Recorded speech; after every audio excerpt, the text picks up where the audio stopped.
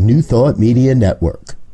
We are a global broadcast network of positive music, media, and entertainment, inspiring humanity's evolution along the journey of enlightenment and creating a world of love, peace, empowerment, and prosperity for all. New Thought Media Network. Positively inspiring.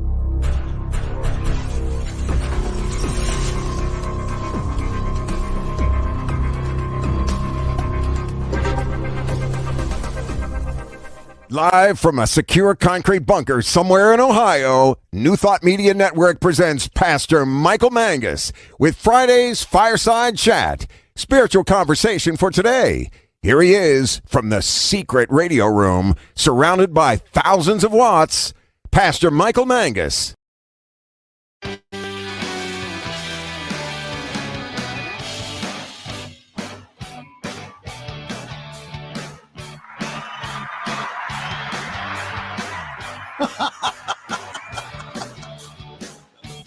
Well, good evening to everyone across the nation and around the world.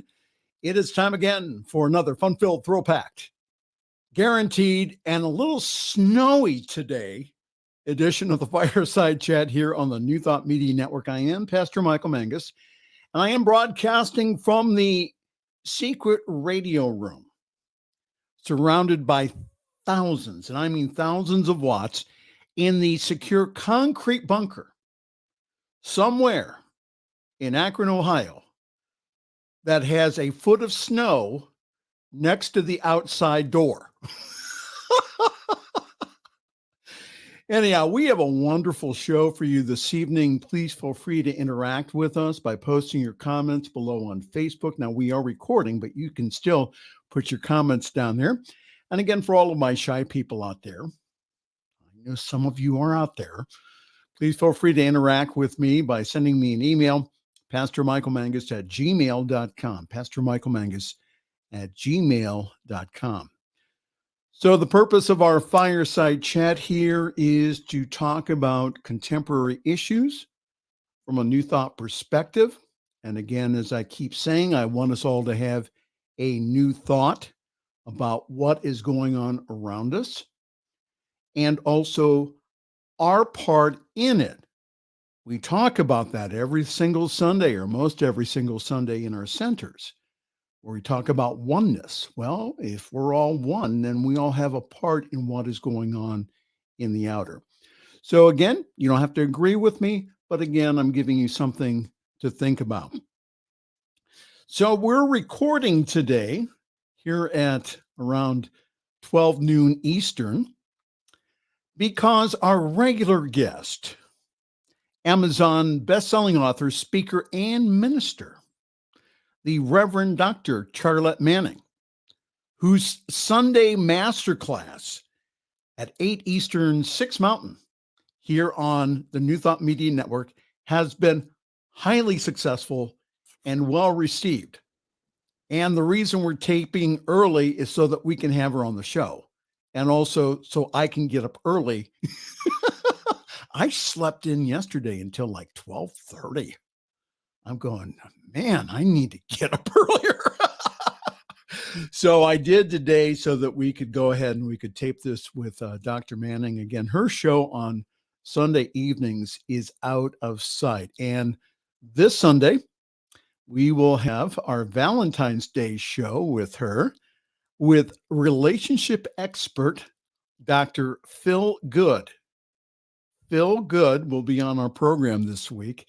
Oh, I'll tell you something. the last time Phil was on the program, he's been on Charlette show a couple of times, always to rave reviews. Again, everyone's trying to figure out how to be in relationship with one another. Well, Phil has a really interesting perspective, so we'll get his view here on Sunday Evening Masterclass here this week on the New Thought Media Network. All right, let's go to the news here. This is the latest on the coronavirus pandemic and also the Omicron variant, also from CNN. Vaccine advisors to the CDC will meet to vote this afternoon on whether to recommend Moderna's COVID-19 vaccine, now fully approved by the FDA for adults. We're kind of mixing some Olympic news here. The Beijing Olympic Committee has also reported over 20 new COVID-19 cases among game-related personnel at the Winter Olympics kickoff. In Europe, Austria's COVID-19 vaccine mandate was signed into law as countries such as Germany continued to battle record daily cases. And again, that means that they are making it law that you have to get vaccinated or you will have legal consequences. That's what we've been talking about here in this country. Talking more about the Olympics, the Beijing 2022 Winter Olympics kicked off with an opening ceremony at the Beijing National Stadium.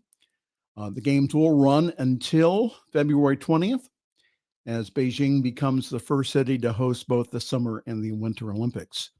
And this is the second Olympics to be hosted during the pandemic, but this time the athletes are confined to a closed loop that's far stricter than Tokyo's 2020 bubble. And political tensions have dominated the buildup to the games, with several countries, including the U.S., imposing diplomatic boycotts in protest of China's alleged human rights abuses. COVID-19 cases and hospitalizations are down in the U.S. as deaths are also starting to plateau, the latest data shows, which is good news. Again, from CNN, the Biden administration continues to battle the Omicron variant and push for vaccinations. Latest U.S. data showed that cases and hospitalizations are also trending downward. New movements on the vaccines could also expand who is eligible to get the shot. The White House says that it is ready to hit the ground running to vaccinate children ages 6 months to 5 years old as soon as the Pfizer-BioNTech vaccine receives emergency use authorization for its COVID-19 vaccine for that group. So here are the latest figures. This is again from CNN. The U.S. is now averaging over 356,000 new COVID-19 cases, according to Johns Hopkins University. Cases are now down 38% since last week, and cases are trending down all except in one place, and that is Alabama.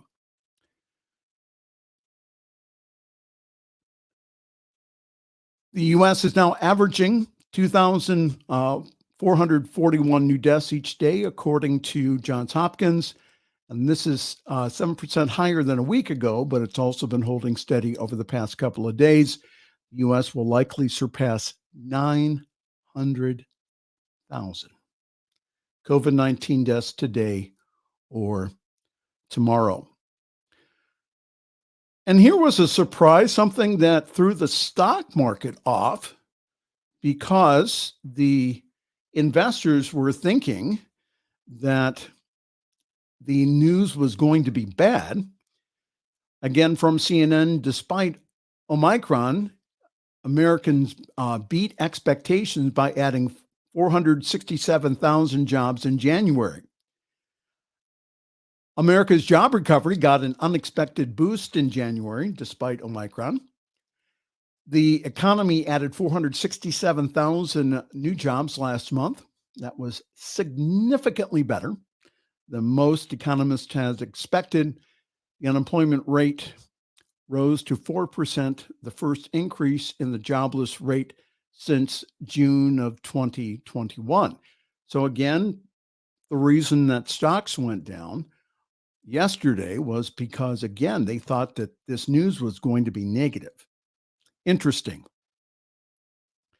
Again, COVID-19 still in the news here. We need just to be aware of it. And I went to a gas station on Wednesday before we received another foot of snow. And I found out that we had a foot of snow outside the concrete bunker. Inside the store, I was the only customer wearing a mask. So personally, I feel it's my moral and ethical responsibility to protect myself and those around me. And a couple of weeks ago, the Centers for Spiritual Living, holding its convention in Palm Springs, did its very best to protect those who attended by insisting on testing before the convention and also mask wearing during the gathering. And again, these are people of faith. It doesn't mean that they have less faith because they wore a mask. It's because, again, that they were coming from a place of love for everyone. So there is light at the end of the tunnel here. However, again, I feel that the most spiritual thing that we can all do is take this pandemic seriously and yet not be afraid. So we hold, again, the high watch of knowing, again, this COVID-19 goes back into the nothingness from where it came from.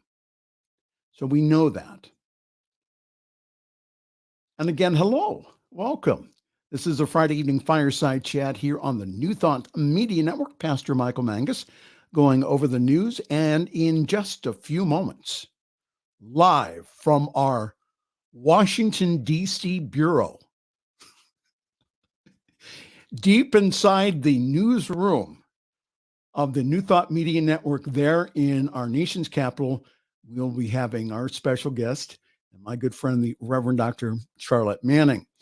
There was something in the news this week that was not reported very much, but I saw this through the Religious News Service.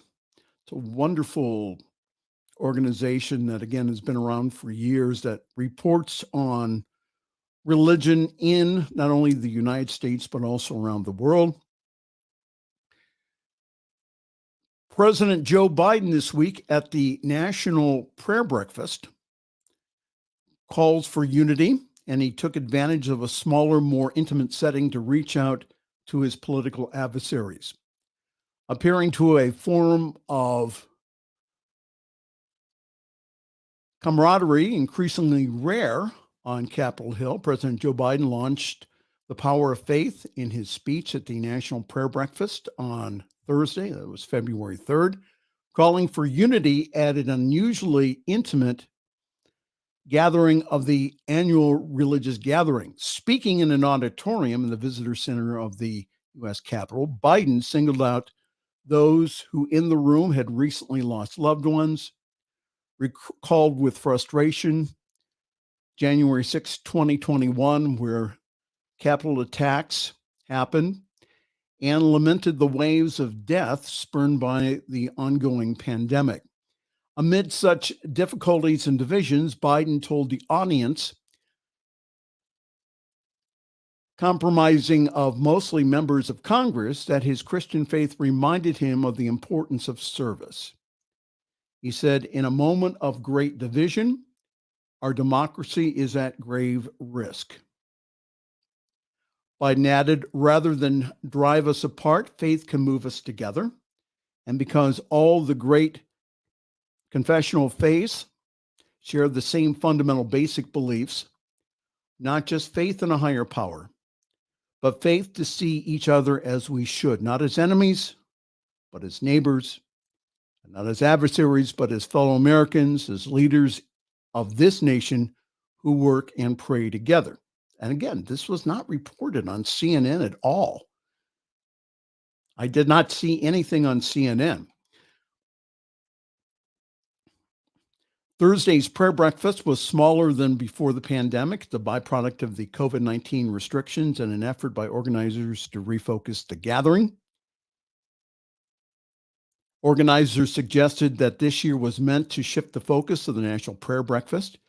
Its keynote speaker was Brian Stevenson, who's a lawyer and longtime advocate for criminal justice reform and racial equality, founder of the Equal Justice Initiative, and also the author of the best-selling book, Just Mercy. Stevenson was instrumental in creating the National Memorial for Peace and Justice, the Alabama Memorial to the 4,400 victims of lynchings in the U.S. Biden the Catholic cited St. Augustine, who wrote that a people was a multitude defined by a common objective of their love. Biden continued, he says, I believe the common objective of our love that defines us as Americans are opportunity, liberty, dignity, respect, honor, service, and truth. Things that everyone recognizes both here and around the world. And as I stand in the citadel of democracy that was attacked 1 year ago, the issue for us is unity. And how do we unite again?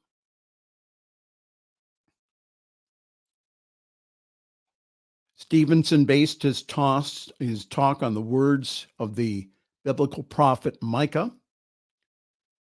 What does the Lord require of you but to do justice and to love kindness and to walk humbly with your God? From the book of Micah. Stevenson went on to say, whether it's gun violence or gang violence or domestic violence or sexual violence or police violence or aggression in any form, we have to understand that these things separate us from doing justice, from loving mercy. And also, as the event wound down, Representative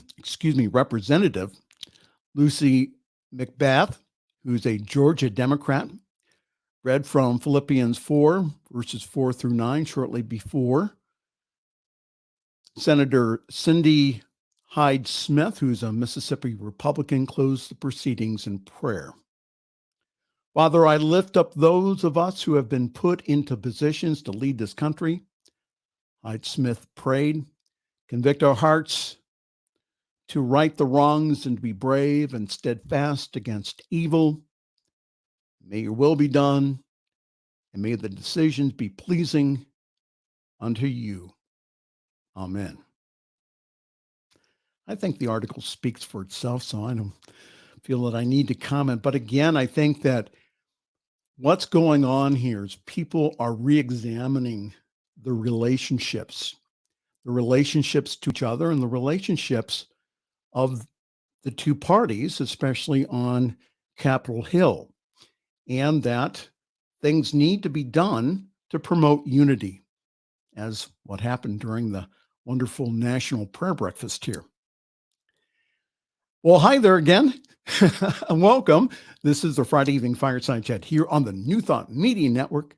In just a few moments, when I become quiet and still, we will have on my special guest from the Washington, D.C. Bureau of the New Thought Media Network. Charlette's she's doing stuff in the background. We're just going to not pay attention to her. But Diego came on laughing. See, Diego, the reason we do this program is to make you laugh weekly.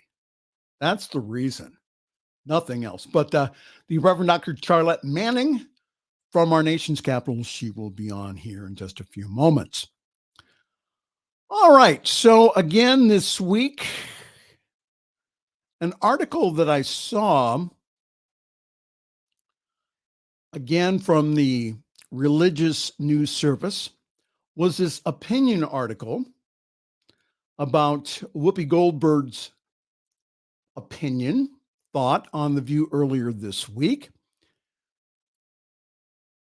it says that Whoopi Goldberg was wrong about the Holocaust, but the story is bigger than that.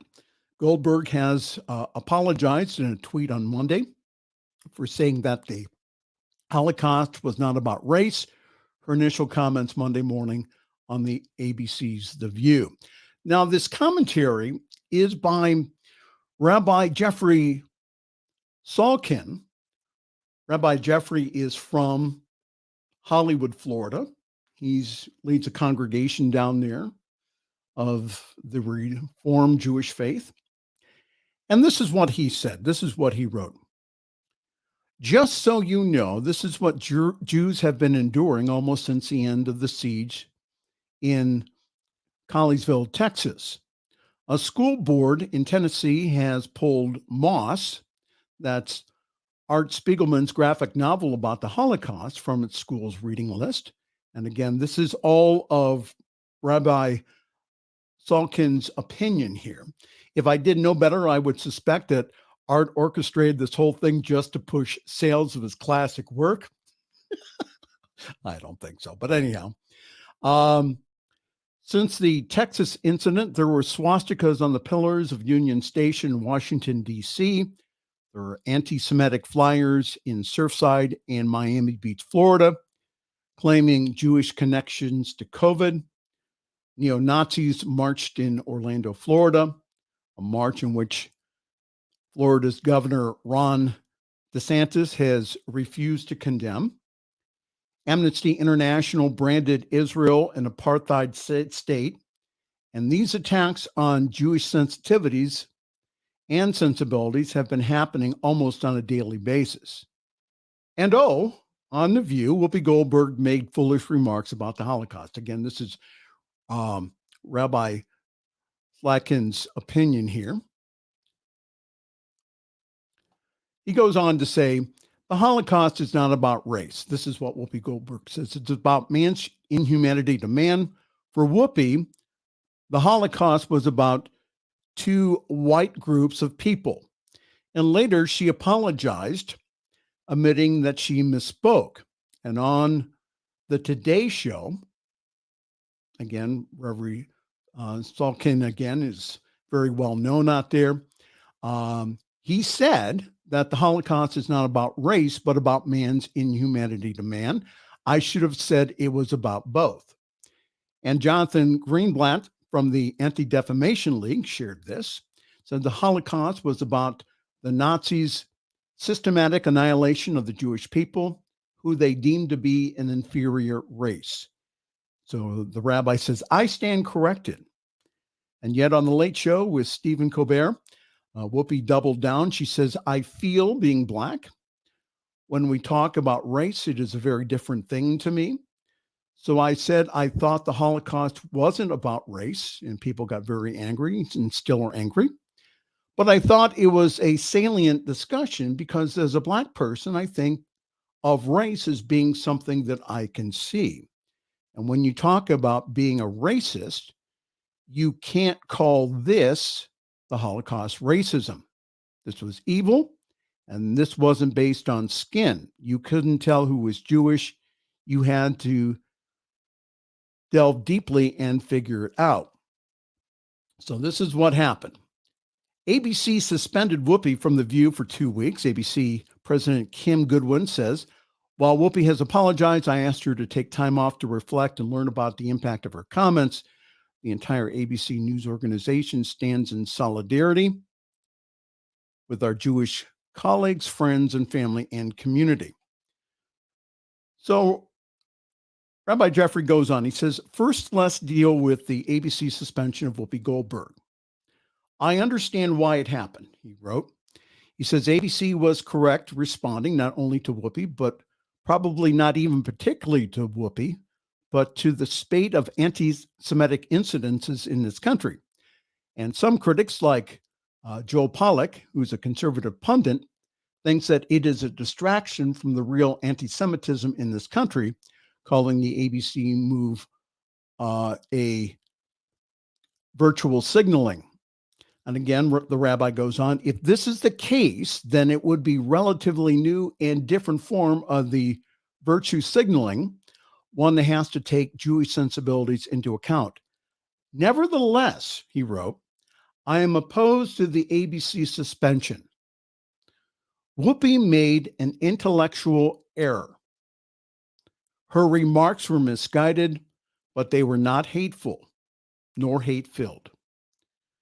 Again, the rabbi goes on, he says, for here's the problem, and now Whoopi understands it. We have become an unforgiving culture in which anything that you say has a half-life that is a piece of carbon would envy. Whoopi made a mistake. She owned up to it. Our culture should be resilient enough to say, okay, enough, let's move on. And this is also the opinion, I'm kind of cutting in there, but this is also the opinion of the from the Jewish Defamation League also. They do not believe that Whoopi Goldberg should be suspended for anything. Going on here, it says that culture includes the Jews. It is both a useless and counterproductive to turn Whoopi from a misinformed friend into a misinformed enemy.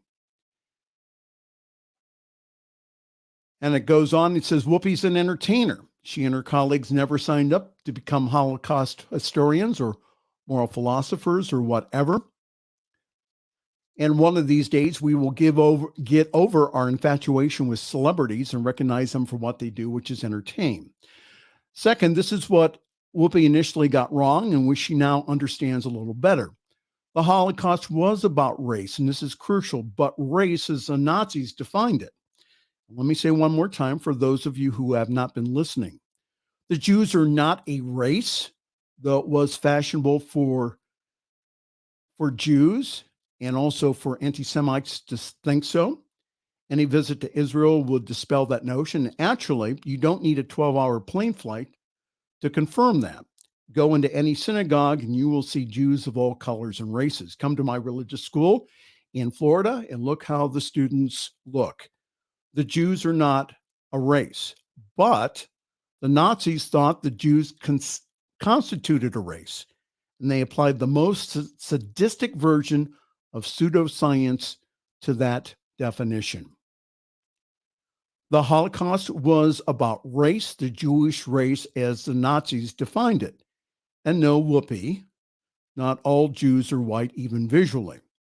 But then again, that gets into the whole visual thing about race. Is it just about skin tone or other physical characteristics, or is it also about self-definition and how others define you? And yes, Whoopi, again, this is the good rabbi going on. Non-white Jews also died in the Holocaust, like Jews from North Africa, for example. And again, he goes on, we're about done here.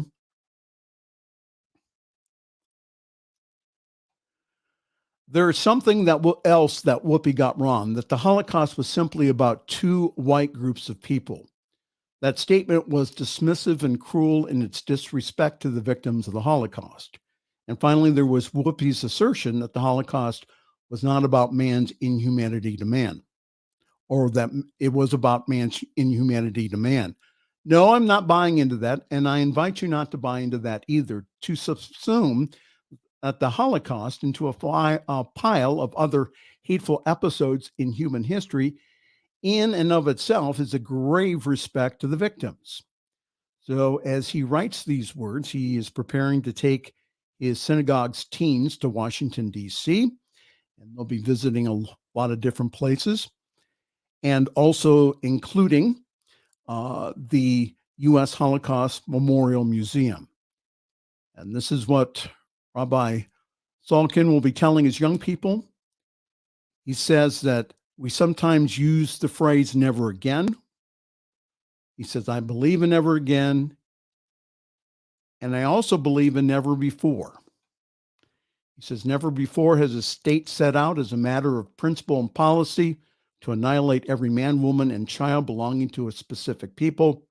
Never before had an entire civilization conspired to kill, and never before had a mass killing before a matter of bureaucracy, technology, and industry, and never before had a civilization killed with the wholesale involvement of its lawyers, its doctors, its business executives, and everyone else, including its civil servants. And I would like these points to be part of Whoopi Goldberg's next statement about the Holocaust. All right, so these are my comments, and I know that Dr. Manning will have hers. There is a big difference between misinformation and hate speech. And again, I've shared this before. I've had people, Black people, take me aside and say, what you have said is racist. I didn't know, or I thought it wasn't. And again, here in our area, we had a local news anchor, a Latina woman, who used a phrase that was racist in its origin. However, she used it like everyday speech. So rather than fire her, the Black anchor who was with her and others used it as a time of education rather than to get rid of her. All right. I think I'm over time here. I need to be quiet here. Anyhow, well, hi there. Welcome. This is the Friday evening fireside chat here on the New Thought Media Network. And we will get to Dr. Manning here in just a moment. Let's go to our announcements here. Yours truly is parking himself here at Summit CSL. For more information, go to summitcsl.org. There, and only there, you'll find information about our wonderful Sunday gathering at 10:30 Eastern, 7:30 Pacific time. Yes, that's in the morning. That's not in the evening. And so grab your cup of coffee, your tea, your espresso, your chai, whatever that you drink in the morning. And please join us. And we do have one of the best services, I do believe, in New Thought. And this Sunday, we'll be celebrating our 22nd anniversary with our special guest, all the way from Washington, D.C. And she would have traveled the snowy roads to get here if I asked her, but she's not. She's going to be on Zoom with us. The Reverend Dr. Charlette Manning with her topic, Count on Me. So again, please go to Summit CSL for more information on how to join our Zoom call. And our service is also simulcast on the Summit Spiritual Center of Akron Facebook page. And also our Facebook page also has past broadcasts of the Fireside Chat. And yours truly when he is praying on the New Thought Media Network in the evenings, which has been almost every other day now. All right. So I'm not going to go into the schedule because the schedule is just loaded and I would be here. It's about half past the hour here, half past noon. Look at that schedule. I'd be here until midnight tonight telling you all the wonderful programs that we have here. I wanted to tell you, though, that we do have a very special daily program that we have produced here on the New Thought Media Network for Black History Month. And again, we have different presenters from our staff doing that. And Charlette, you're more than welcome to also join that too.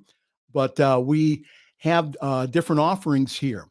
So again, just go to our website, ntmedia.org. And while there, click on the donate button. It's amazing to me the response that we're getting, not only from the United States, but also worldwide. That some people are getting in touch with us and have said, I have believed in this way of thinking all along, and I thought that I was unique. Well, no, because that comes from the soul level. And that is saying it's, and by us being on the air here, it's confirming what you've already known. And that's your own divinity and your own power.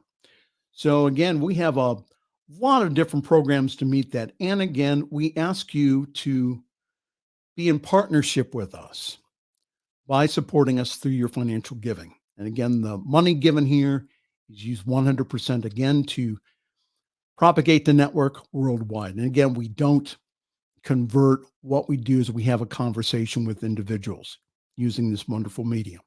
All right, so go to ntmedia.org/donate, give a very generous one-time gift, or do like myself and Dr. Manning do, we give on a monthly basis.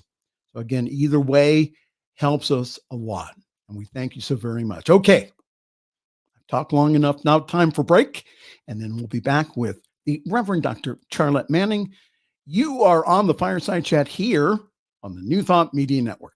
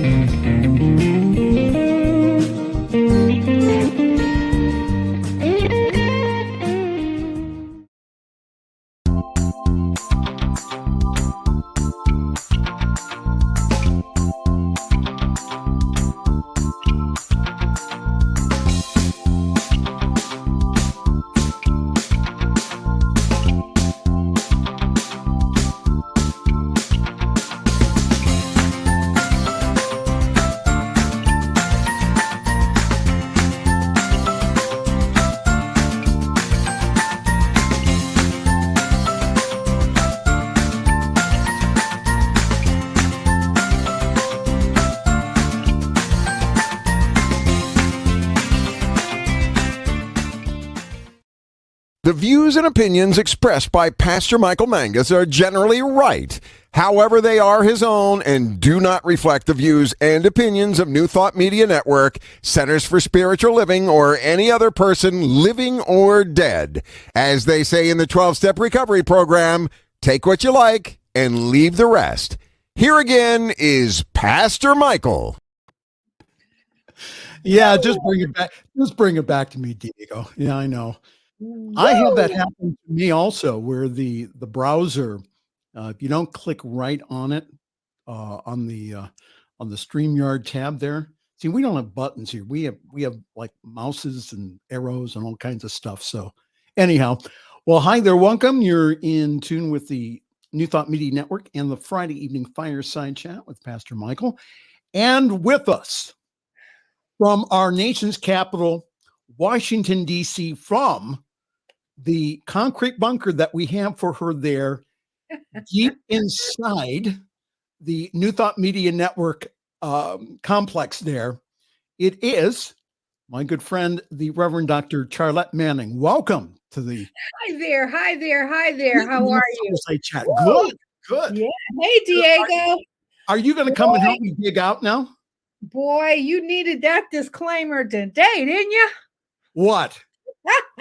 The views and opinions. Go ahead. Woo! But listen, I concur with there's no need for me to rehash what you said, because I concur with everything that you said. You know, my mother had an old saying, my grandmother actually, what's good for the goose is good for the gander. And sometimes, you know, opinions are like, you know. Yeah, they're like, go ahead. Yes. Everybody's got one. Right. Now, Karen Ellen Johnson had an opinion. She stated an opinion. For those of you who don't know who Elaine Johnson is, that is Whoopi Goldberg. And Whoopi Goldberg, as she was entering into the comedy world and going into stage and acting and so forth and so on, opted to change her name for two reasons. Whoopi obviously was vaudeville, you know, the whoopee cushion. Whoop! Okay, it was very funny. So everybody always got a joke out when you hear someone say whoopee. And Goldberg, she chose Goldberg because of her not necessarily her close relationship to the Jewish people, but our similarities in terms of the alienation and the ostracization of Black people, especially, and Jewish people. The Jewish people and Black people are the only, and the opinions expressed here are my own, but they are the only two cultures of people that were actually attempted to annihilate. Yes. Now, there's a common denominator in all of that. And, February being Black History Month, and I'm wearing my red today because today is the American Heart Association National Women's Heart Health Day. Now, I was going to ask you that. Mm-hmm. Okay, Yeah. but you went ahead and went ahead. As I normally do, but don't you go anywhere, because I know you'll go down to the pizza place and get a pizza and a drink while I'm talking, and because I just go on and on and on. But you give me so much to chew on, and I'm chomping at the bit to jump on here with you, because you do such wonderful and extensive research in the content that you are discussing. And unfortunately, we are now in a time frame where the sensitivity, with the exception of the white male, because the white male is the only one that has a legitimate, I want to say the B word, but a legitimate gripe in the consciousness of everything. Critical race theory and all this other stuff. White men don't want you to know what has really transpired to not just the Jewish people as well as the Jewish faith, or Black people as well as our relationship to slavery. We're the only race of people, the only race of people that came to this country against our will and with a job. The only race. And what happened was that I tried to get an expert from our denomination on here about critical race theory. She was told by her minister, her senior minister, not to come on our program because that it's too controversial. Go ahead. Yeah. Well, first of all, critical race theory is something that has never been taught in the schools. It has always been a college law course in academia. Secondly, when I was in high school, which was a long time ago, our English class read Huckleberry Finn, and it was the most humiliating and degrading thing that I ever had to sit through and experience, listening to my white English teacher calling me or my race of people niggers and nigras. She never even pronounced it correctly. And it was intentional to humiliate and demoralize us as a race of people. I was the first class in 1965 to integrate the white school in Alexandria, Virginia. So when we start talking about race and the culture, you can see movies like Remember the Titans, and when Coach Boone came here as the first Black coach at T.C. Williams High School, all the things that they did to them, the things that as a young person, I was called nigger so much, as Chris Rock said, I thought it was my middle name. I've been spit on by white people. My family owned their own home. They didn't rent. My family owned their own home. Yet and still, I could not walk on the side of the street where the white people who lived in the projects. I couldn't walk on their side of the street. This is memory, okay? This ain't history. This is memory. Now, the limit to our critical race theory back in those days was Huckleberry Finn, and the fact that we came here to build this nation. Now, if you go anywhere in Virginia, in Charlottesville, and places of this nature, you see some of the most beautiful plantations you have ever seen in life. And why? And the White House. Yes. They were put, yes, the White House and the Capitol. Okay. These places have stood the test of time because, but I particularly talk about the plantations because of the nurturing, how that land was architecturally designed, water systems and all of this. These were all things that were created by Black people. The cotton gin, the food services, all of these things that white people took credit for. That's critical race theory. But white men don't want you to know that. And it's okay because let me just say this on the final top because you're never going to convince any of them. Black history was taught in our home because we didn't get the truth in school.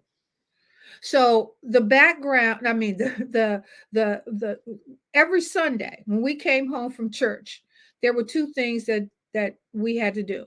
We had to sit down with my grandparents, my brother and I, and we had to go through. We had encyclopedias. You remember those back in those days? I do. Okay, We had a set in our home too. Encyclopedia, and we talked about those things that the contributions that our people had made. Do you know that the person? A lot of people don't know this. The person how that statue got up on top of the Capitol, the first slave that orchestrated the pulley, which actually pulled that thing up on top of the Capitol, was a Black man. Most of the things that were created in this country or invented in this country were invented by Black people who white people took credit for, which is cool. All right. It's all right. But what I'm saying is you're never going to be able to convince. So as a result of what happened with Whoopi Goldberg, because we respond the way we do about the atrocities that have happened to Black people. So when something happens to white people, they're going to scream at that too. So we should have expected that. And the fact that Whoopi let herself get caught into that reaction or that statement was unfortunate because she didn't mean it the way that it was said. And that's cool. But we're talking about the shortest month of the year. We have Black history and anything else that people can ram into the month of February other than Black history, they do that. But you were talking about Alabama shortly while you were doing your thing. Yes. And so I talked about Alabama as far as being the place where that most COVID cases are still on the uptick. Go ahead. Mm-hmm. Alabama is a country. Alabama, as the country celebrates Black History Month, some parents in Alabama are calling education officials to complain to schools that they believe celebrating Black History Month is a way of practicing critical race theory. Now they want to get rid of Black history. And sometimes this is what I mean. When we get into a cause, everybody will find a way to plug their agenda into this cause. Not to mention the fact that there are so many other things that we should be focused on right now than this. This whole critical race theory, all this other stuff is a distraction from what is most important. I have never looked at you as a white man, even though I tell you to keep your white behind home sometimes. She does. Absolutely. Okay. And even though I recognize Diego's cornrow sideburns, okay, I don't look at you as a white man. I look at you as my brother because energetically we connect to one another. Now, Whoopi Goldberg chose the last name Goldberg symbolically for a reason, because of her relationship with the Jewish people. Now, you can get pissed off, excuse the expression, and I can get upset with you or you can get upset with me, but at the end of the day, you know that I'm not going to say anything detrimental to you or anything to intentionally hurt you about anything. Right. That was not her intention. But that little Meghan McCain, she couldn't wait to jump on in. Whoopi gets away with anything she wants because that's how they chart. They wait. They wait and they just lay in the cut and wait for an opportunity to get into the crux of any kind of disorder, And so I know we could talk about this the whole month of February, because I think it's essential that we recognize that, when you got white supremacists to say, go back to where you came from, black people, go back where you came from. I didn't buy no ticket to come here. My ancestors didn't buy no ticket to come here. You want me to go back? Give me a ticket to go back. Number two, what would you do in this country without Latina, without Black people, without the races of people and the caste system that have been developed to take care of raise your children, take care of your land, build your wealth? The white man has ridden the backs of people throughout this history since we came here, from the smallpox they gave to the American Indian up until the atrocities from slavery. They just don't want to face their truth. And I get it. I get it. But it's time for us to park this horse. Right. It really is. We need to recognize that there's only one power. Yes. One presence. Right. In the universe. God. God created us all, and he created us equally. Yes. Therefore, what you don't see or what you criticize in your brother is what you need to be criticizing in yourself. You can't come to a country, claim America as you discovering America when you get here and their people already here. Yes, Diego, you're right. You can't discover someplace when their people already here, and they've been stealing from them ever since. But it's cool, because the Bible also says, I told you that Genesis 12:15, y'all got to read that. And I read that the other day. Go on. Okay, yes. That's some serious stuff. Now, that's biblical. But as I said, we can go on with this forever and ever. But I want you to know, from the bottom of my heart to the bottom of your heart, I salute the work that you do. I am so happy to be a part of this with you, this journey with you. And I know that as long as we keep showing up, religion is not the answer. Our spiritual connection to one another, energetically connecting to the light of each other, is the answer.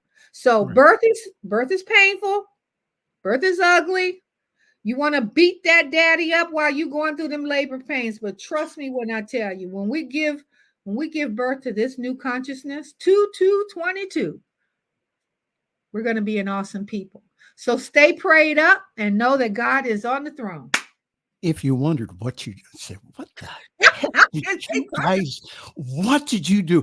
This is the Friday evening fireside chat here in the New Thought Media Network. We are talking from the Washington, D.C. Bureau in her secure concrete bunker there in the New Thought Media Network Bureau office, the Reverend Dr. Charlette Manning. There she goes. Her website, which is drcharlettemanning.com. Oh, we'll plug the book. The hard copy is here. Keep the book up. Keep the book up. Yay. And that is the second in your series, correct? Yes, it is. This is for facing your fears, releasing the chains that bind you. And this is exactly what we're talking about. Because the past is a canceled check. The past is to teach you, not to torment you. So we need to go back to what we know for sure, and that is who we are and whose we are. So talking about matters of faith, how did you find the comments by Joe Biden and the other officials at the prayer breakfast? I thought that Joe Biden, contrary to what anybody may say about him, I think he is a loving, kind spirit. I've known Joe Biden throughout his political career. He is a lifetime member of the NAACP, and throughout his time in the Congress and in the Senate, he has been an active participant in our conferences every year until COVID stopped us from going. And he came when President Obama couldn't come, but he has always been an active participant in that. His relationship with people of color and women is genuine. It's not pretense. And I believe that God has got his back. And even though numbers may not reflect it right now, we know who he is and what his agenda is about as well. So Joe's going to be all right. We just keep him prayed up. We just got to keep him prayed up. I love him. I really do. So the comments he said again about, and again, this was not reported. I did not see this necessarily on CNN or MSNBC or any of the other news organizations. I saw it the Religion News Service. Yeah. About the article that I read. And it's like, why didn't you talk about this, about Joe Biden calling us to unity? Yeah. Rather than division. Well, and again, that was just a national prayer breakfast, and which is very significant and should have gotten the media exposure. However, and MSNBC, CNN are the left-wing version of Fox's right. So, I mean, they just go to the extreme. You got to turn that crap off. You got to start doing some research. You got to start following up on some things, going deep and wide into what's going on in this country right now. And I think that where we never see where we come together as a coalition. All we see is our differences. So, we just got to keep doing what we do as the NAACP. That's what we keep doing. We don't let ourselves get sidetracked by the propaganda. We just keep doing the work that we're supposed to do. So that's what we're doing. I love you, my friend. Well, hold it here. Is the music on? The music is on. I don't hear it. I hear it. No, not yet. I hear it. Diego, is the music on? Hold it. He has to oh, it's on? Oh, I don't hear it. Turn it up a little bit more. All right. Well, anyhow, the music's on. So again, the Reverend Dr. Charlette Manning, if you want to hear her speak, it's this Sunday if you go to summitcsl.org, you'll get more information about her speaking on our 22nd anniversary of our wonderful center here in Akron. So for all of us here at the New Thought Media Network, and also Dr. Charlette, and also Diego in the background running all the dials and everything else, Pastor Michael Mangus again wishing you a wonderful week. Thanks for joining us this evening for Friday's Fireside Chat with Pastor Michael Mangus. Join us again next week at 8 Eastern, 6 Mountain for more spiritual conversations for today. For more information and replays of past shows, please visit the New Thought Radio and Media Network's Facebook page. Until next week, may God bless you richly and abundantly.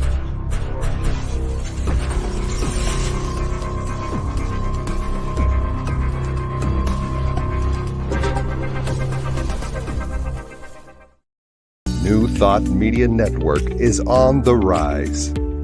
We're looking to grow with you. Do you have technical media experience, or perhaps a desire to learn? Are you willing to volunteer your precious time and attention? We share this message to benefit all. If you possess a computer with a camera and a microphone, we will share our knowledge with you.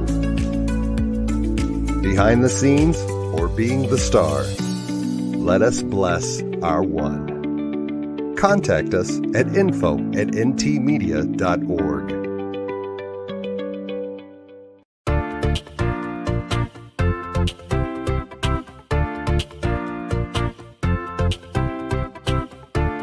Thank you, Center for Spiritual Living Denver, for your continued support. Thank you, Center for Spiritual Living Midtown Atlanta, for your monthly contribution. Thank you, Center for Spiritual Living North Jersey, for your monthly contribution. And please help us welcome Om Center for Spiritual Living in La Mesa, California. Thank you for your monthly donation. Thank you, Center for Spiritual Living Seattle, for your most generous donation.